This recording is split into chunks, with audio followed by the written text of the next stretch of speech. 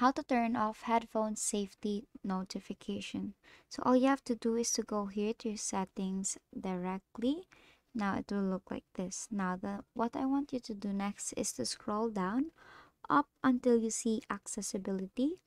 Now it's actually under home screen and above wallpaper. Tap on that and you will see four different sections there. You will see vision, physical and motor, hearing, and general.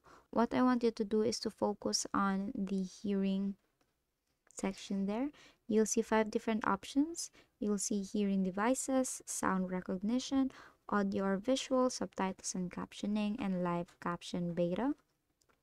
So tap on audio and visual. Now it will look like this.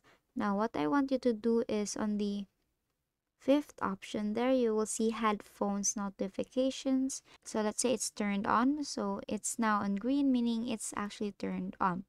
Now if you turn that off, it is actually your headphone notification is to actually protect your hearing.